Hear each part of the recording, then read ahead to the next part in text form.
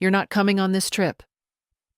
That was the whole message from my daughter at 6:12 a.m., sitting on my screen like a finger pressed against my mouth. No good morning, no explanation beyond a second line that arrived a minute later.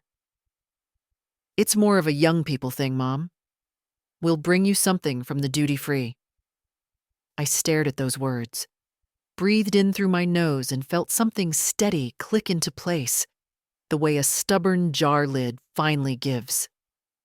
I am 74. My knees dislike stairs, and my hands prefer cups with handles.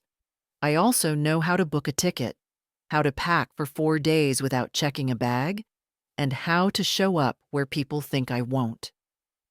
I put the phone face down and put the kettle on. The house was still.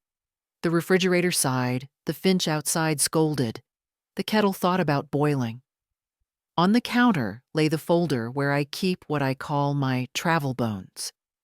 Passport, Medicare card, a photocopy of my prescriptions, and the little list that says turn down the thermostat, water the fern, stop the paper. I texted my neighbor, May. "Could you feed Fern?" 4 days. May's reply came quick. "Of course." "You okay?" "Better than yesterday," I wrote, and it was true. I balanced a mug under the kettle's whistle, opened my laptop, and logged into the airline account some people think an old woman can't possibly manage. Miles are just patience that grew legs. I had enough for a one-way, not to their resort. I didn't need to sit at a table where my chair had been preempted by the idea of my age. I chose a city down the coast. Same departure time, different gate. Salt air, flat sidewalks, a boardwalk where a person can move at her own pace and not apologize for it. Before I bought anything, I called the airline. "Passenger assistance for Agnes Markham. Flight today. Morning departure," I said. "I'll need wheelchair assistance from security to gate. Left knee." I do better when I state the need cleanly. People are kinder when they have a job they can perform. The woman on the line was brisk and warm. "Noted, Ms. Markham. You'll see an attendant at the checkpoint." I thanked her and paid with miles and $10. The printer coughed out a boarding pass that looked like possibility.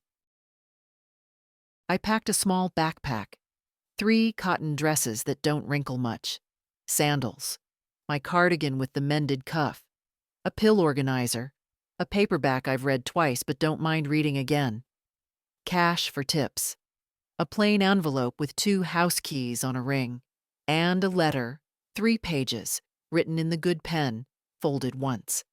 I slipped it into the front pocket. It wasn't a manifesto. It was inventory and boundary. What I've paid for, what I won't pay for again, what I need in order to be treated as a mother and not a wallet with weak knees. At 8:30, I called my bank. "Travel notice," I said. "Yes, same card. One additional request. Please remove the family authorization for rideshare charges, ending 2274. My grandson Luke had attached his account to mine last year, only for emergencies, Grandma. And somehow, every late-night burger and surge-priced ride home from the gym had begun to count as an emergency. The clerk clicked keys. Done. I thanked her and put the card back into the slot in my wallet where it lives beside my grocery list. Nora texted again at 9. "Don't be upset. This is supposed to be relaxing." I typed and erased, then settled on. "I hope you are." I could feel the space that answer made, wide and cool. Upset used to buy me invitations I had to pay for later. Calm buys me a chair by a window and my own plans. The ride to the airport was ordinary. Light traffic, a driver who hummed to the radio, the city shrugging into Friday. At the curb, a young attendant in a neon vest rolled a wheelchair toward me and looked past my shoulder, the way people do when they expect an escort to appear.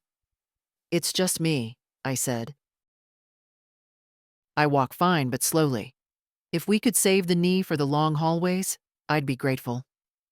He nodded, didn't fuss, and we moved at my speed. Security smelled like coffee and rubber mats. I took out my bag of liquids, my laptop, my pride. The agent was polite. I sat to put my shoes back on. The left heel takes longer. The attendant waited without shifting from foot to foot. We threaded past vacation shirts and rolling suitcases to the concourse, where gates open off a bright spine like rooms off a generous house. Their gate was 23. Mine would be 11. I asked him to stop before 23. 1 minute, I said. Families collect at gates like tide pools, colorful, noisy, alive with tiny dramas. I saw them before they saw me. My daughter in a white linen shirt she'd call effortless. Her husband, Owen, already scanning for upgrades. Luke in headphones, bouncing one heel. They were close enough to recognize the sweater I'd given Nora last Christmas, far enough not to feel my breath. I didn't wave. Not yet. I reached into the backpack, touched paper and keys, and felt the jar lid in me turn again, smoother this time. I was here to say goodbye to the version of me they had agreed on. The flight numbers flickered above us. Somewhere, a child laughed. I lifted my hand. The taxi's hum was low and constant, like the sound inside a seashell. I sat back, one hand over the small backpack, watching the city flatten toward the airport. Outside the window, strip malls gave way to warehouses, then the pale arcs of parking decks. The driver asked if I was meeting family. Something like that, I said, and left it there. Inside the terminal, the air smelled of coffee and disinfectant. My wheelchair attendant, a tall young man with a shaved head and a calm voice, met me at the curb. "Morning, Ms. Markham, gate 11? "Yes," I said, "but let's make a short stop first." I gave him the number.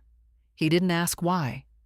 Professionalism can be the best kind of kindness. We rolled toward the check-in counters. I stopped at the airline desk, sliding my passport forward. "I believe my daughter and her family are on the 9:45 to Monterey," I said. The agent tapped her keyboard. "They are. Would you like to be seated with them?" "No," I said evenly. "Just confirm they're checked in." A flicker of surprise in her eyes, then she nodded. "Yes, ma'am." All present. I thanked her, then took out my own boarding pass. Same departure time, different gate. At security, we moved slowly, my knee reminding me why I'd asked for help in the first place. Shoes off, laptop out, liquids in their little bag. I kept my letter and keys in the backpack pocket, close to my lap. The metal detector chirped at my bracelet. The agent waved me through anyway. Past the checkpoint, the concourse opened wide and bright, lined with shops selling things nobody needs before a flight. Sequined neck pillows, overpriced headphones, plastic tubs of caramel corn. Gate 23 came into view, white numbers against blue, and the sight of them sent a thin current through my chest. There they were. Nora leaned against a pillar, scrolling her phone. Owen stood with his back to her, talking to Luke, who had one earbud dangling. Their carry-ons were tidy, matching. Even their leisure was coordinated. "Would you like to stop?" my attendant asked. "Yes," I said. "Right here." We parked by a planter of artificial palms. I could see without being seen. Luke laughed at something Owen said, the sound carrying over the crowd. Nora slipped her phone into her bag, checking her boarding pass. They were efficient, prepared, entirely without me. I opened the envelope, checking the contents by touch. 2 keys, cool against the paper, and the folded letter. My handwriting on the front. For Nora and Owen. I closed it, slid it back, and rested my hands on the armrests. I wasn't here to plead for a seat at their table. I was here to deliver a truth I had carried too long, then turn and walk toward a gate where my name was already on the manifest. "Ready to head to your gate?" the attendant asked after a moment. "In a minute," I said. I wanted to memorize the scene. Nora brushing hair from her face, Owen shifting his weight, Luke tapping his phone. This was what exclusion looked like in daylight. Not shouting, not slammed doors, just the smooth absence of a place for you. Finally, I nodded, and we turned toward Gate 11. The walk felt longer than it should have, but each yard put more air in my lungs. At my gate, I tipped the attendant, thanked him, and settled into a seat by the window. Across the tarmac, I could see their jet at 23 being prepped, belly open, suitcases on a belt. I pulled out my phone and sent May a short message. "At the airport, all as expected." Her reply came back almost instantly. "Proud of you." I put the phone away. The glass reflected a thin, determined face I still recognized. The boarding announcement for my flight was 20 minutes off. Plenty of time to sit with the fact that I was exactly where I had chosen to be. Not behind their gate, waiting for crumbs, but in front of mine, holding the ticket I had bought myself. And in my bag, an envelope that would land in their hands before their plane left the ground. Boarding for their flight was called first. I watched the stream of passengers rise, herd themselves toward Gate 23, and vanish behind the scanner's beep. Nora went first, boarding pass in hand, her carry-on gliding behind her like a well-trained pet. Owen followed, his free arms slung over Luke's shoulders. Luke glanced back once, not toward me, but toward the windows, as if looking for something outside. Then they were gone. I waited a few minutes before moving. The letter was still in my bag. My plan was simple. I rolled toward their gate, empty now, except for the agent tidying the counter. "Excuse me," I said, holding up the envelope. "This needs to get to passengers Markham. Row." I gave her their row number. I'd memorized it at check-in. "Could you hand this to them once they're seated?" She hesitated, scanning my face, then nodded. "Of course, ma'am." I thanked her and left without looking back. Some deliveries are better made without witness. Back at Gate 11, boarding had begun. My attendant from earlier had returned, as if he'd known I'd need him. "San Luis Obispo, right?" "Yes," I said. "And could we take it slow?" He smiled. "We've got time." Inside the plane, the aisle felt narrower than it used to, or maybe my shoulders had learned to claim more space. My seat was by the window, 3 rows from the front. The air smelled faintly of fuel and lemon cleaner. A young woman in the aisle seat stood to let me in, her paperback held open in one hand. "Take your time," she said, and I did. As we taxied out, I glanced toward the other side of the terminal. Their jet was still at the gate, jet bridge pulled back, cabin door sealed. I imagined the agent walking down the aisle, finding Nora or Owen, offering the envelope. I wondered if they'd open it right there or wait until the seatbelt sign went off. The letter wasn't long, 3 pages, but it was dense. Every sentence had been weighed, pared down, polished like a stone. No accusations, no theatrics, just an accounting. What I'd given, what I wouldn't give again, what I needed in order to stay in their lives with dignity intact. We lifted off into a clear sky. I pressed my palm against the cold oval of the window, watching the city flatten, the roads becoming lines, the water a sheet of brushed steel. My chest loosened, the way it does when you've crossed a border you can't uncross. The flight was short. The descent into San Luis Obispo was gentle, the hills rolling out like a green quilt. At baggage claim, though I had no checked bag, I saw my name on a cardboard sign held by a driver in a navy windbreaker. "Ms. Markham, May booked you with me," he said. His car smelled of eucalyptus. The ride to the small apartment I'd rented took 15 minutes. The keys were in a lockbox, the code already in my phone. Inside, it was quiet. A kitchenette with 2 mugs, a bed with a plain white coverlet, a sliding door that opened to a balcony no bigger than a welcome mat. Beyond it, the ocean was a dark line under the afternoon light. I sat on the edge of the bed, shoes still on, and felt the weight of the day settle, not heavy, just definite. My phone buzzed. One new message from Nora. I didn't open it. Not yet. Some things deserve to wait until the kettle's boiled and your feet are out of your shoes. The apartment's quiet was a kind I hadn't heard in years. No refrigerator humming too loud, no footsteps overhead, no television blaring from someone else's room. Just the slow, steady rush of the ocean outside and the faint creak of the building adjusting in the sun. I slipped off my shoes, lined them neatly by the sliding door, and filled the little kettle with tap water. The message from Nora still sat on my phone screen, unopened. The subject line, if you could call it that, was just, "Mom." Nothing else. I set the phone face down on the counter. Boiling water first. Decisions later.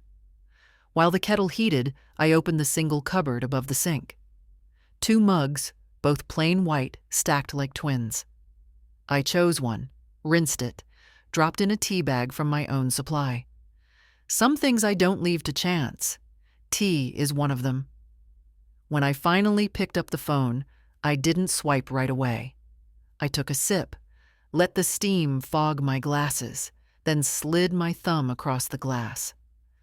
"Mom, I don't know what you're trying to prove. Owen says I should ignore you until you calm down, but I can't. I read your letter. I didn't know you felt that way. I don't agree with everything, but I'm sorry. I don't want to fight. Can we talk when we're back?" I read it twice. There was no apology for the text that morning, no acknowledgement of telling me I wasn't coming. Just a general regret, padded with qualifiers. I set the phone down again. Sometimes the first answer you give to someone is silence. By late afternoon, I'd unpacked the dresses, hung them on the short rod in the closet, and tucked my sandals underneath.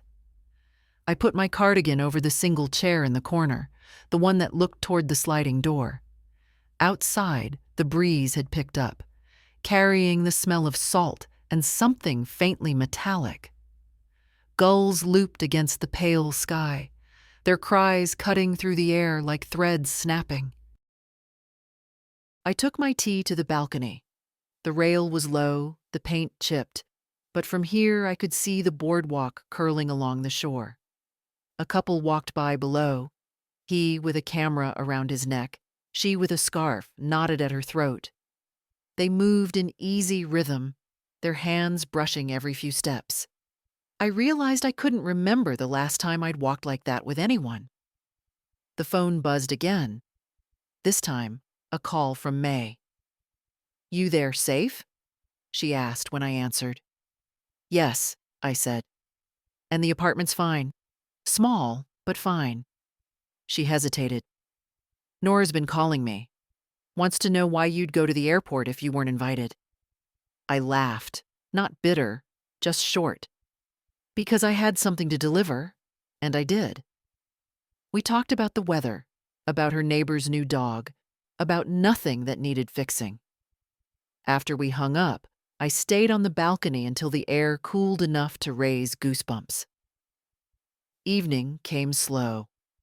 I made a simple supper, bread from the bakery on the corner, cheese, a sliced pear.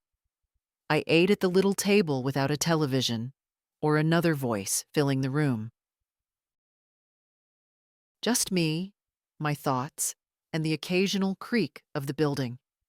Before bed, I checked my phone one last time. 2 missed calls from Nora, one from Owen, and a text from Luke.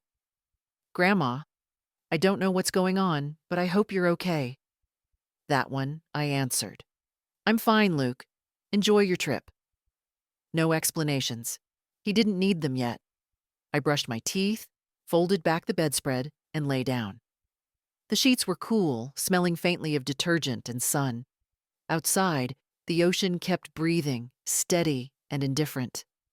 I thought about the gate, the envelope, the look on their faces I would never see. And for the first time in a long time, I didn't feel like I was waiting for anyone to understand me. Morning would come with its own tide of calls, apologies, or accusations. But tonight, there was just the sound of water and the space I'd made for myself. I woke before the sun, the way I often do, with no alarm but the quiet insistence of my own thoughts. The apartment was still shadowed, the sky a pale gray beyond the balcony. I wrapped my cardigan around me and slid the door open. The ocean was there, as it had been last night, only softer now, no glare. Just the gentle pull and retreat of water on sand. A jogger passed below, her breath clouding in the cool air.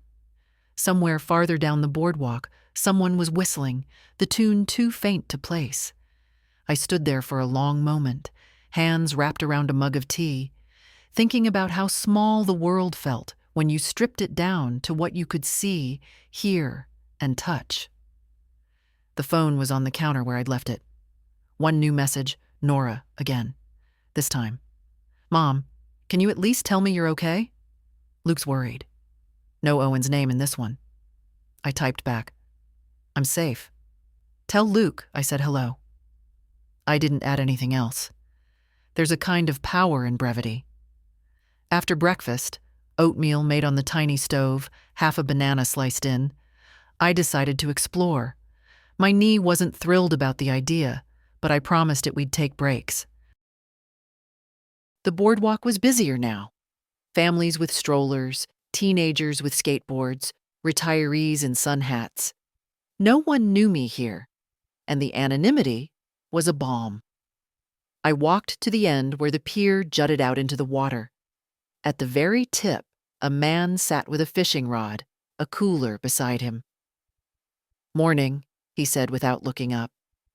I returned it, watching his line sway in the light breeze.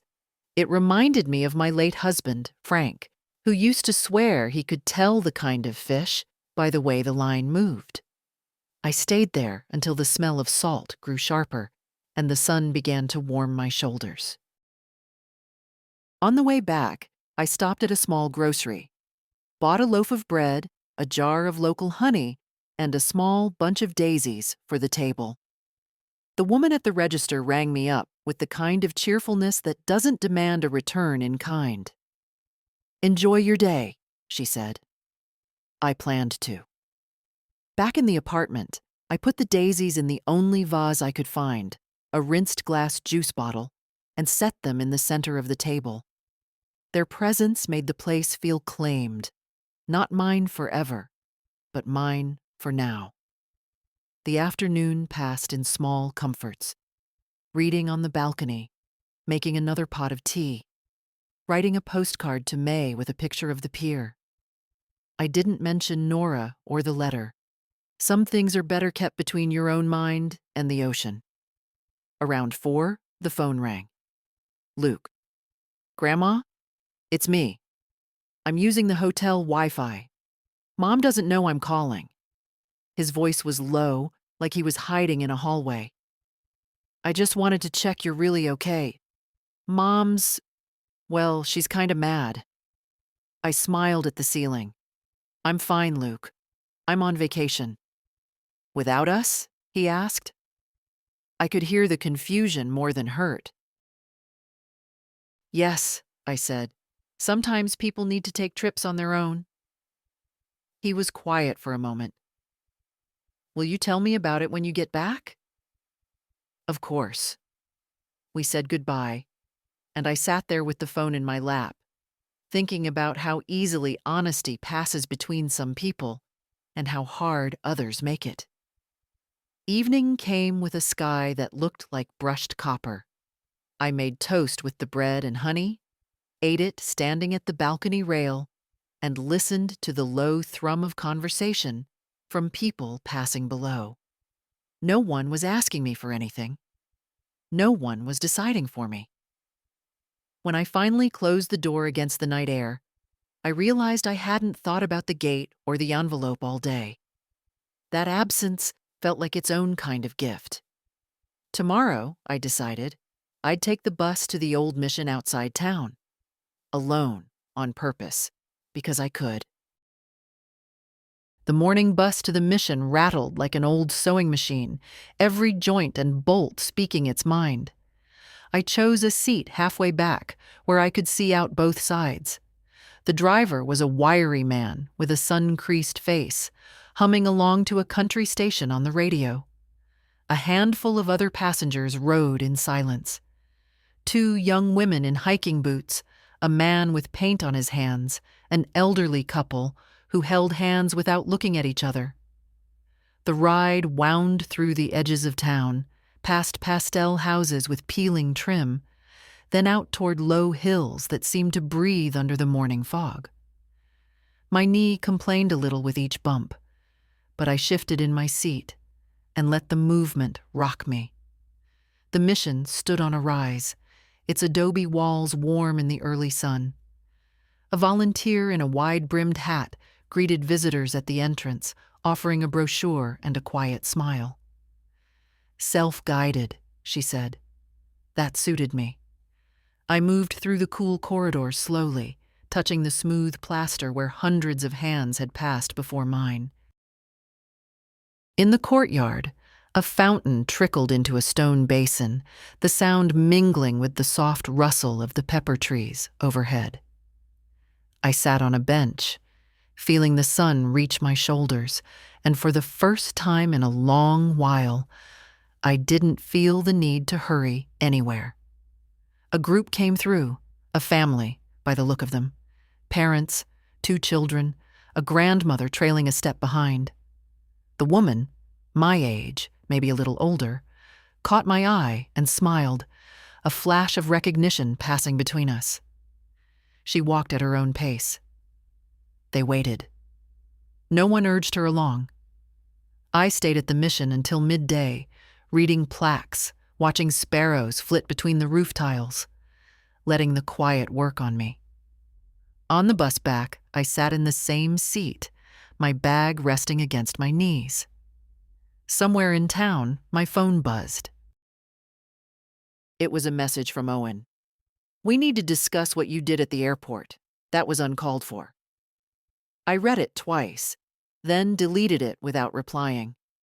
Discussions that begin with an accusation tend to end with more of the same. Back at the apartment, I made a late lunch, bread, cheese, the last of the pear slices, and ate with the sliding door open. The ocean had shifted to a deeper blue, the waves rougher now, flecked with white.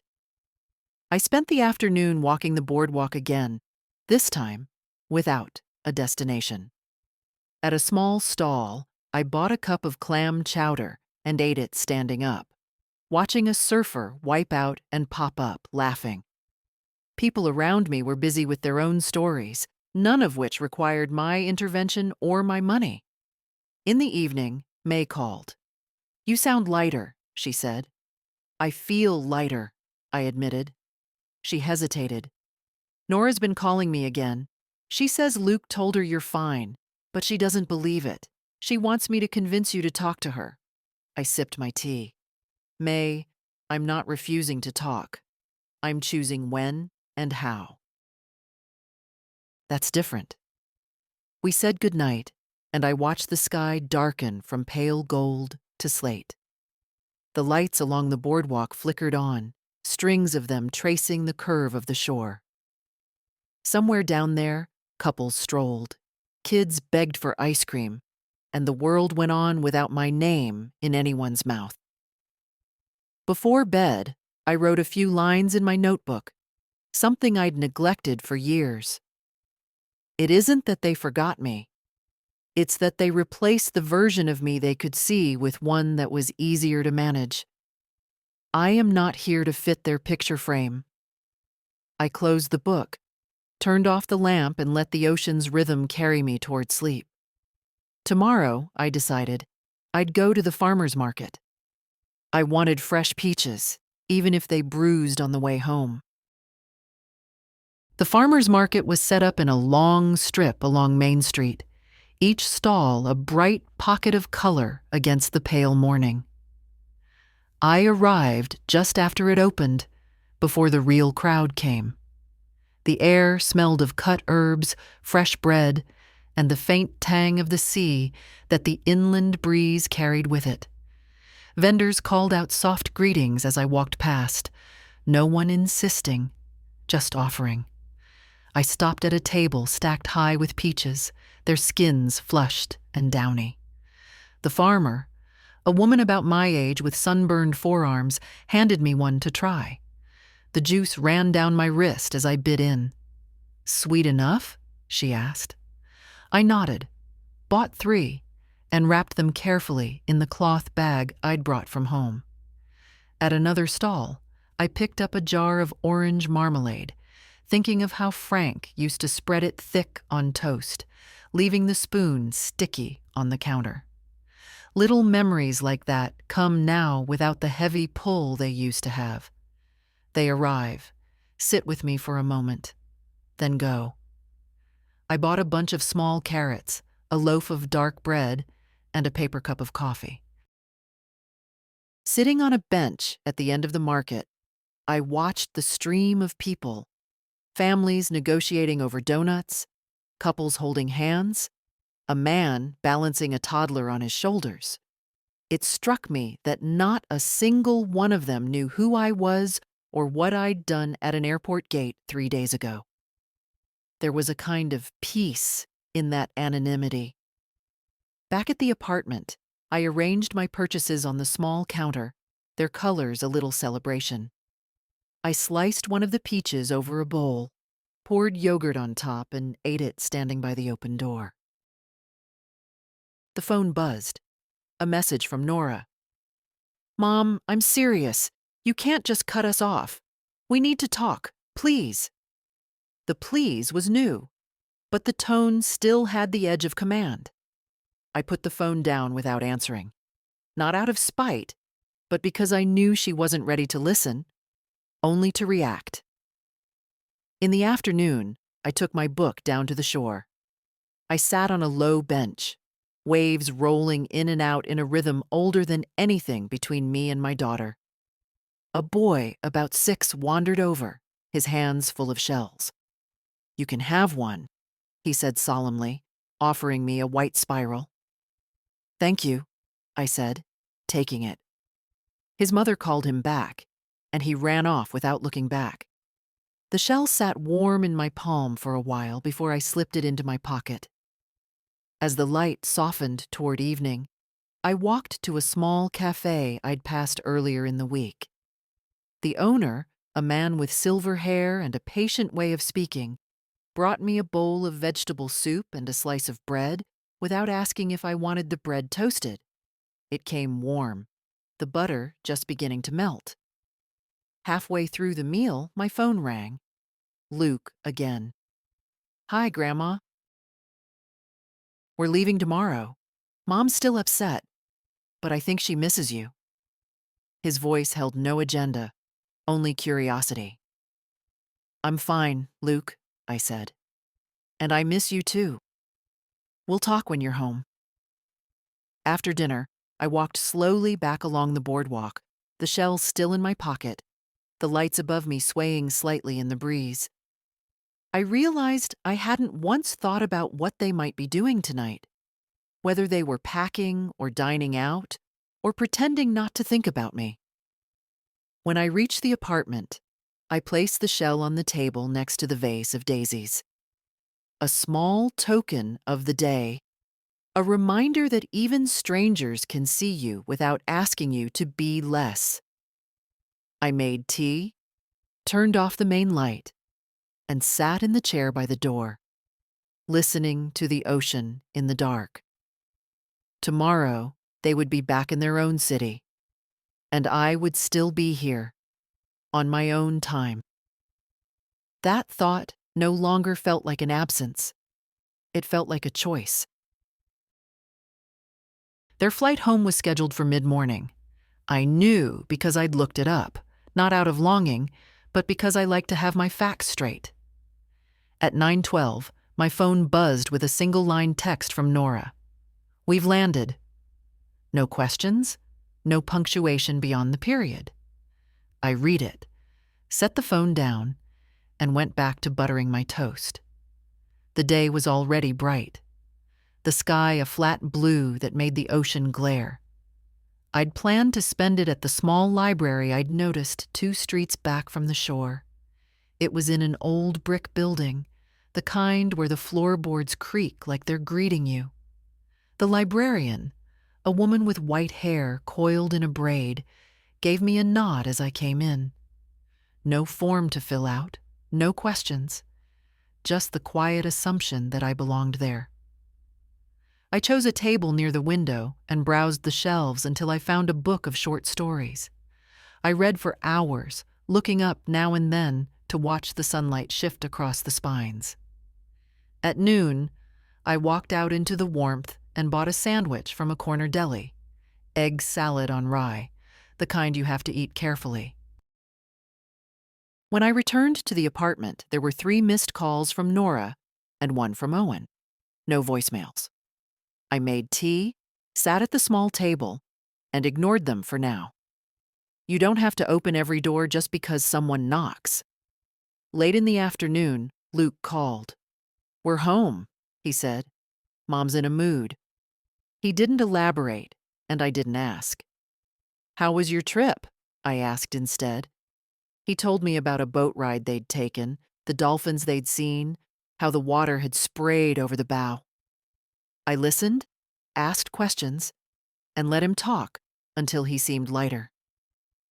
"Will I see you soon?" he asked. "Yes," I said, "but we'll plan it differently next time." He didn't ask what I meant. After the call, I walked down to the water. The tide was coming in, the waves breaking closer to shore. I rolled my pants up to the knee and stood where the foam could reach my ankles. The water was colder than I expected, a clean shock that made me breathe deeper. A couple nearby was taking turns photographing each other against the sunset. I offered to take one of them together, and they handed me their phone without hesitation. I framed the shot, made sure the horizon was straight, and handed it back. "Perfect," the woman said. I smiled, knowing that they'd have a memory of this place with my invisible hand behind it. Back in the apartment, I made a simple dinner: carrots from the market, roasted until their edges caramelized, and a slice of the dark bread. The daisies on the table were starting to droop, petals curling in on themselves. I didn't mind. Things are allowed to fade. That night, as I wrote in my notebook, I noted the difference between absence and emptiness. Absence can be a space you fill with your own choice of color, shape, sound. Emptiness is when someone else has taken the space from you. I was learning to keep the difference clear. Before bed, I checked my phone one last time. A new message from Nora. "We need to meet. Soon." I put the phone face down on the table. Not tonight. Tonight was for the ocean's steady breath, the cool sheets, and the fact that I could wake tomorrow without an agenda but my own. The morning was overcast, the kind of sky that makes the sea look heavier. I took my tea to the balcony and watched the waves drag themselves in, flatten, and slide back.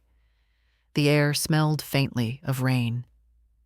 I thought about Nora's last message. "We need to meet. Soon." And decided that soon would be on my terms, not hers. After breakfast, I walked to a small art gallery I'd passed several times but never entered. Inside, the air was cool and still. The walls held paintings of the coast in every mood. Storm-gray mornings, gold-smeared sunsets, moonlit tides. One painting stopped me. A single empty chair on the sand, facing the horizon. No footprints around it. No figure approaching. I stood there longer than I meant to. The gallery attendant, a man with round glasses and paint on his knuckles, asked if I was visiting. "Yes," I said. "On vacation." He nodded like he understood the weight of the word. I left without buying anything, but the image of that empty chair followed me down the street. By midday, the first drops of rain began. I ducked into a cafe for shelter, ordering coffee and a slice of lemon cake. The table by the window was perfect for watching people hurry by under umbrellas. A young couple argued softly over a map. Two elderly men played chess without speaking. I felt no urgency to leave. Back at the apartment, I found 2 more messages from Nora and one from Owen. His was short. "We're coming by this weekend. Please be home." I read it twice. The assumption, the unspoken, "whether you like it or not," was so familiar it was almost boring. I set the phone aside and opened my notebook. When they come, I will decide where we meet. I will not have them walk into my space as if it belongs to them. I spent the rainy afternoon reading and slicing the last peach from the market over yogurt. The rain turned the ocean a deeper slate, and gulls wheeled low over the shore. In the evening, May called. "You sound settled," she said. "I am," I told her. She lowered her voice. "Nora's fishing for information through me. Wants to know when you're coming back." "Tell her I'll let her know when I'm ready," I said. May chuckled. "She's not used to you holding the reins." That night, the rain eased, but left the air cool enough for a cardigan. I walked down to the boardwalk, the wooden planks damp under my sandals. Few people were out, just the sound of the waves and the faint creak of the pier. I leaned on the railing, looking out into the dark water. Somewhere far down the coast, they were back to their routines. Somewhere up ahead, a conversation waited, but it no longer felt like something I had to rush toward. When I returned, I put the kettle on and thought again about the painting. The empty chair, the wide horizon. It didn't look lonely to me anymore. It looked ready. Before bed, I texted May. "If they ask again, tell them I'll meet them after I'm home. Not before." It felt good to set it down in words, like planting a stake in the sand that the tide couldn't quite reach. I fell asleep with the balcony door cracked open, listening to the waves pull at the shore. In the morning, I'd decide whether to walk the beach or take the bus inland. My days belonged to me now, and that was the point. The morning light broke through in thin streaks, as if the sky had been stitched and the seams were coming apart. I made tea and drank it on the balcony, the air cool against my face. The sea was calm again, no trace of yesterday's rain. It struck me how quickly it could shift moods without apology. After breakfast, I decided to take the inland bus I'd thought about the night before. It wound through small streets lined with eucalyptus and bougainvillea, then into open fields dotted with grazing cattle. The air smelled faintly of hay and earth, a welcome change from the salt-heavy breeze of the coast. My stop was a small town with a main street barely 3 blocks long. There was a bakery with its door propped open, letting out the smell of warm bread. I bought a cinnamon roll, still sticky with icing, and ate it at a table outside while watching the slow rhythm of the place. Shopkeepers sweeping sidewalks, a boy on a bike delivering newspapers, 2 dogs ambling across the road without hurry. In a thrift store, I found a silk scarf the color of deep water. The fabric was soft, worn in just enough to feel like it remembered every hand that had held it. I bought it for $3 and tucked it into my bag. Back at the coast by mid-afternoon, I walked along the beach, letting the water soak the cuffs of my pants. A sandpiper darted ahead of me, leaving a scatter of prints in the wet sand before flying off. I thought of Luke, how he'd once run along a similar shoreline, daring the waves to catch him. When I returned to the apartment, there was another message from Nora. "We're serious about coming by this weekend. We can't keep going like this." I read it standing in the doorway, the light behind me stretching my shadow into the room. She didn't say whose we she meant. Her and Owen, her and Luke, or her and the version of me she was trying to summon back. I boiled water for tea and sat at the small table. The daisies in the vase were nearly done, petals browning at the edges, stems bending. I let them be. Not everything needs reviving. Later, I took my notebook to the balcony and wrote, "They speak as if peace can only come from my compliance. But I have found another kind of peace, the one that comes from knowing you can leave the room and still be whole." May called, just before sunset. "I told them you'd see them when you're ready," she said. "You should have heard the silence on the line."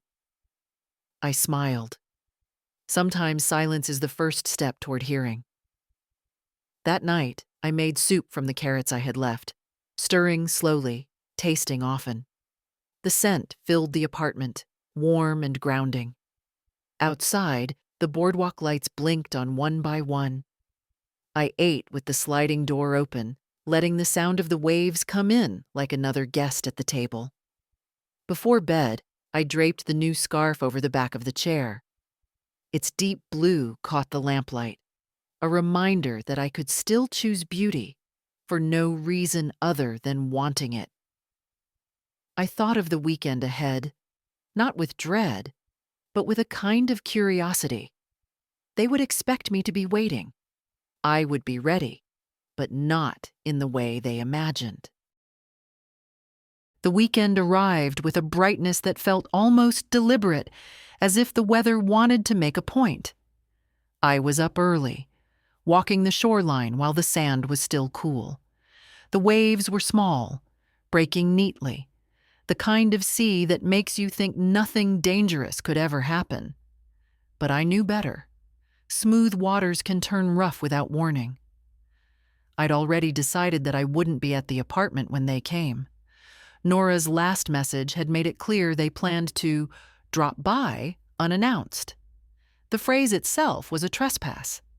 So after breakfast, I packed a small bag, book, water, a sandwich wrapped in wax paper, and my notebook. I tied the deep blue scarf loosely around my neck and left the daisies on the table just as they were, slightly wilted, leaning toward each other. The bus inland was nearly empty, just me and a man in work boots who nodded once in greeting. I got off at a park I'd seen on the map, a wide stretch of grass bordered by oak trees. The air smelled of sun-warmed leaves. I found a bench under one of the oaks and settled in with my book. Around midday, May called. "They're at your place," she said without preamble. I could hear her TV in the background, the sound of some game show host laughing. Knocked, waited, knocked again. "I told them you'd gone out." I could picture Owen's jaw tightening, Nora scanning the street, Luke shifting uncomfortably. "Did they say anything?" I asked. "Just that they'd be back. You want me to keep playing messenger?" "Only if you want to," I said. "But you can also tell them I'm fine. That's all they need to know today." After we hung up, I took out my notebook and wrote, "If they expect me to be in the same place they left me, they haven't been paying attention. My life is not a waiting room." I stayed in the park for hours, watching the shadows lengthen across the grass. Children played tag near the fountain, their shouts carrying through the warm air. No one there knew anything about my airport morning, my letter, or the messages that stacked up like unpaid bills. They only knew me as the woman on the bench with a blue scarf and a quiet face. By late afternoon, I was ready to head back.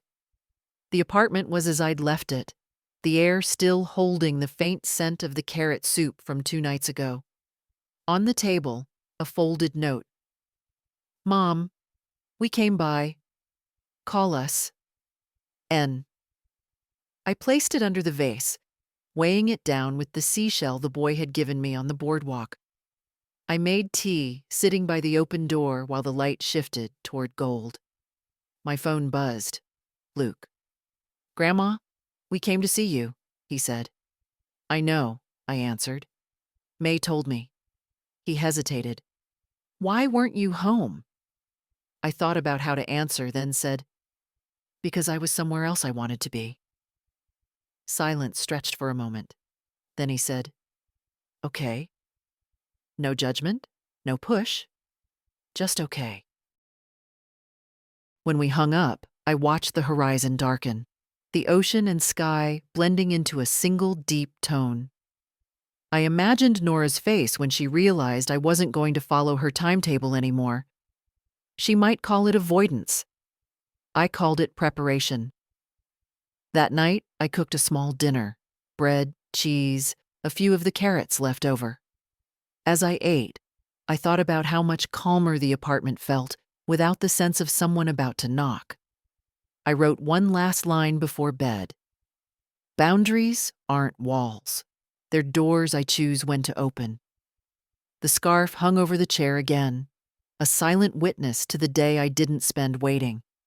And somewhere in town, my daughter was probably rewriting the story to make herself the one left behind. Let her. I was already living the next chapter.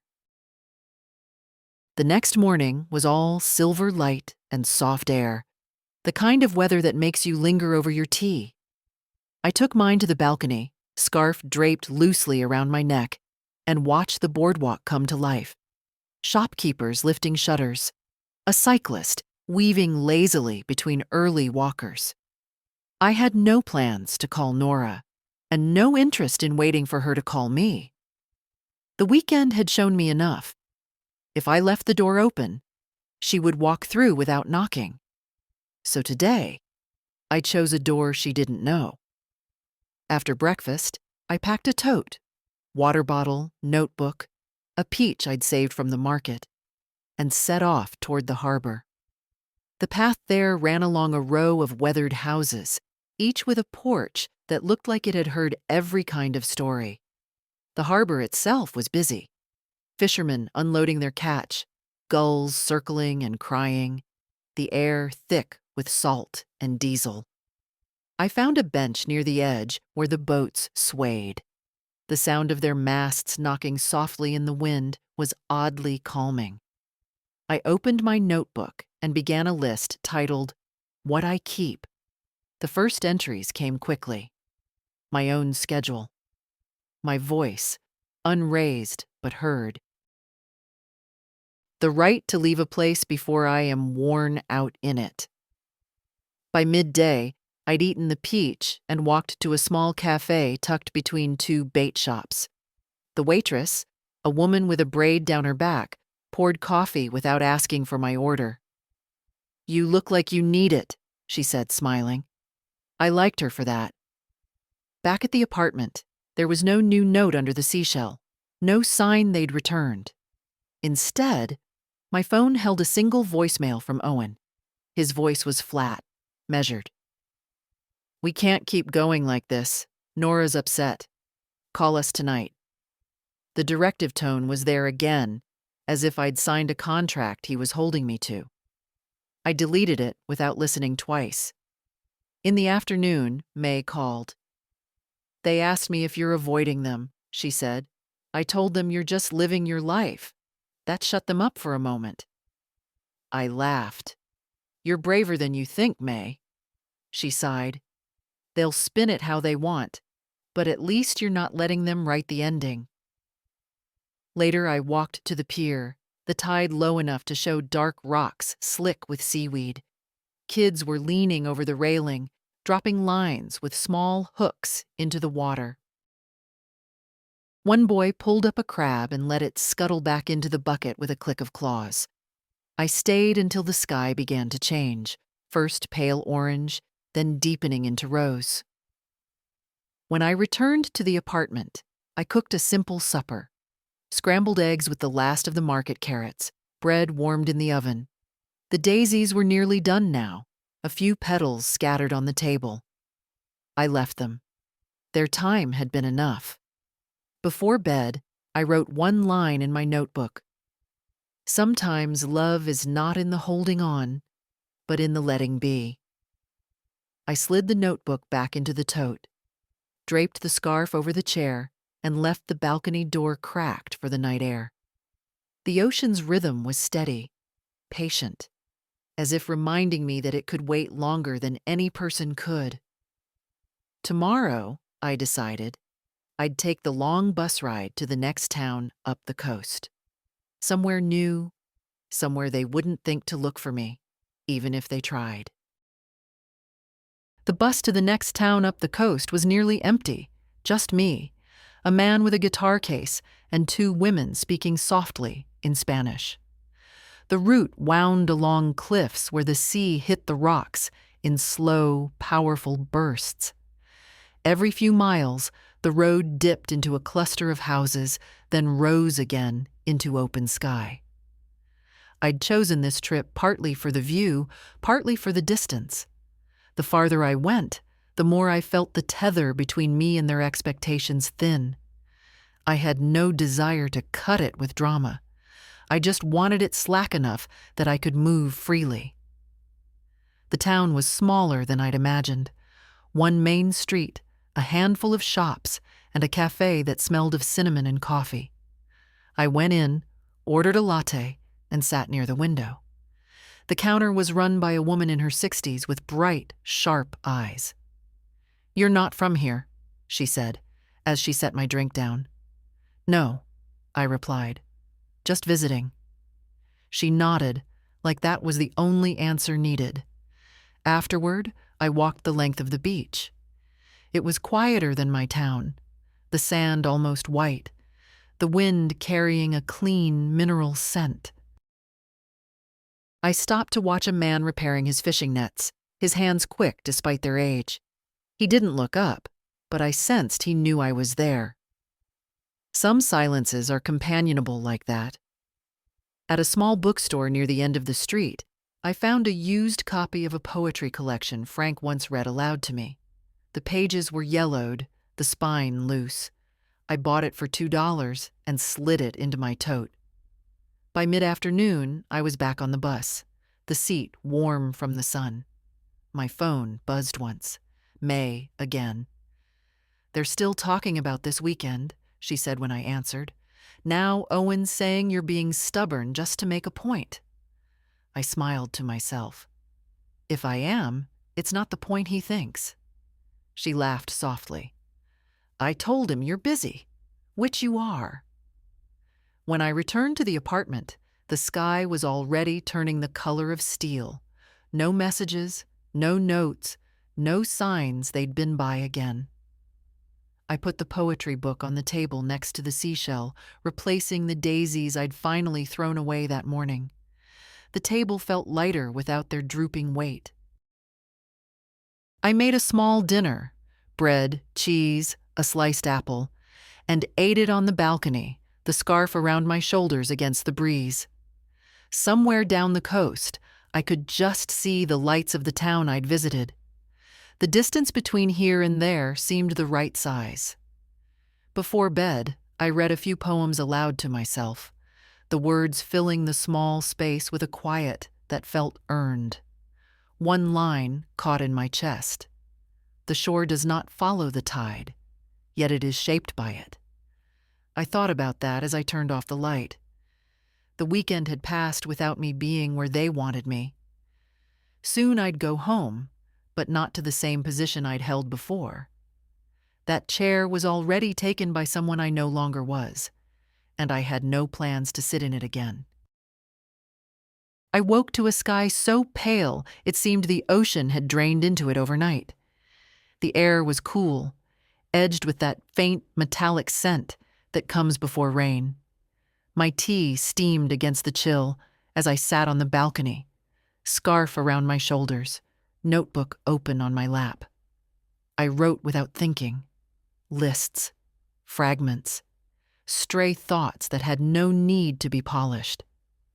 The past week had been a kind of rehearsal, I realized. Not for confrontation, but for living outside the reach of someone else's schedule. I'd been testing the edges of my own company and finding they held. After breakfast, I walked the boardwalk one last time before heading home tomorrow. Shops were opening, the scent of coffee and fried dough curling out into the cool air. A boy rode past on a bike with a loaf of bread balanced in his basket, calling hello to people he knew. I envied that ease of belonging without the burden of expectation. Mid-morning, May called. "They want to know your travel plans," she said. I could hear the protective lilt in her voice. "I told them you'd be in touch when you were ready." I smiled into the phone. "You've been a better shield than I deserve." "You deserve it," she said simply. I spent the rest of the morning packing slowly, folding dresses, rolling the scarf, tucking the poetry book into my bag. The seashell from the boy on the boardwalk went into the side pocket, the one I'd reach for when I needed to remember that kindness can arrive without conditions. At noon, I took the bus to the harbor one last time. The tide was low, revealing dark rocks and tide pools slick with green. Children crouched over them, pointing at crabs and anemones. I sat on the bench where I'd written my list of what I keep and added one more line: the right to walk away without explaining twice. Back at the apartment in the late afternoon, I found a single text from Nora. "Can we meet when you're back? Please." The please landed differently this time. Not a demand wrapped in politeness, but something closer to an opening. Still, I didn't answer. Not yet. I made a final dinner from what was left. Eggs scrambled with the last slice of bread toasted alongside. A drizzle of the local honey I'd bought at the market. I ate with the balcony door open, letting the sound of the waves be the room's only conversation. As the sun went down, I walked to the pier. The sky was layered, peach near the horizon, fading into lavender, then deepening into blue. Couples leaned against the railing, watching the water shift in the fading light. I stood alone, and it didn't feel like lacking. On the way back, I passed a family gathered around a street musician. The grandmother clapped along to the rhythm, the others smiling with her. I wondered if she'd fought her own battles for respect, or if she'd been allowed her place without protest. At the apartment, I washed the dishes, wiped the counters, and placed the folded note from Nora under the seashell again. Tomorrow, I'd return to my own home. I knew they'd want answers. About the airport, about the letter, about why I'd chosen to spend my time here instead of with them. And I knew I'd give only the answers I wanted to. Before bed, I wrote one last page in my notebook here. I am not the sum of my invitations. I am not diminished by the rooms I am absent from. My worth is not counted in the number of seats set for me at someone else's table. I left the balcony door open a crack for the night air. The ocean's steady breathing felt like a promise, one I'd made to myself, and one I intended to keep. Tomorrow, I'd carry it home, not as proof to anyone else, but as a compass for the days ahead. The morning I left, the ocean was restless, its waves folding into each other with a quiet urgency. I stood on the balcony one last time, scarf around my neck, tea warm in my hands. The apartment was nearly bare now, my suitcase packed, the vase empty, the chair by the sliding door holding only the folded throw. I locked the door and left the key in the lockbox, pausing for a moment on the boardwalk. The shops were still closed, their awnings rolled down like eyelids. A gull called overhead, sharp and brief. I walked to the bus stop without hurry. The ride inland toward the station felt longer than the day I'd arrived. Maybe because I knew what I was going back to. Calls, questions, and the subtle pull to step back into an old role. But my time here had shifted something. I wasn't going home as the woman who'd stood at the airport gate, envelope in hand, hoping they might turn and see her. At the station, I bought a coffee and sat by the window until my train was called. Across the platform, a man helped his elderly mother with her bag, her hand resting lightly on his arm. They didn't speak, but the care was plain. Not all families need words to make room for each other. The train rolled out on time, the coast slipping away into fields and low hills. I opened my notebook, reading the pages I'd written here. Lists of what I kept, small fragments of thought, the single poem line about the shore and the tide. All of it felt like evidence, not for them, but for me, that I'd stepped out of their frame and was still in focus. By early afternoon, I was home. The air inside the house smelled faintly stale, but it was mine. My plants had survived, leaning toward the window as if they'd been waiting. I set my suitcase in the hallway, made tea, and sat at my own kitchen table. The seashell went on the windowsill. The phone rang within the hour. Nora. I let it go to voicemail. Then Luke called. I answered. "Grandma, you're home." His voice had that unguarded warmth I never wanted to lose. "I am," I said. "We'll see each other soon." He hesitated. "Mom wants to come over." I smiled into the silence. "We'll plan it, Luke, on a day that works for both of us." By evening, there were 3 messages from Nora. 2 asking when we could meet. 1 saying, "We can't avoid this conversation forever." I read them all, then set the phone down without replying. Some things weren't ready yet, not because I feared them, but because I didn't intend to have them on someone else's clock. I made a simple dinner, the first in my own kitchen in weeks. Pasta with olive oil, garlic, and the last of the bread from my trip. As I ate, I realized the house felt different. Not quieter, exactly, but more mine. The absence of certain voices was not a hollow space anymore. It was a room I could fill deliberately. Later, I took the notebook to my chair by the window and wrote, "The airport was not the point. The letter was not the point. The point was to stand in a place they had closed to me and know I could walk away with my dignity intact. I did that, and I will keep doing it." The sky outside darkened into a deep, soft blue. I thought about the ocean, about the painted chair facing the horizon, about the boy handing me the seashell. Pieces of the trip I could carry without their permission. When I turned off the light, the house didn't feel empty. It felt steady.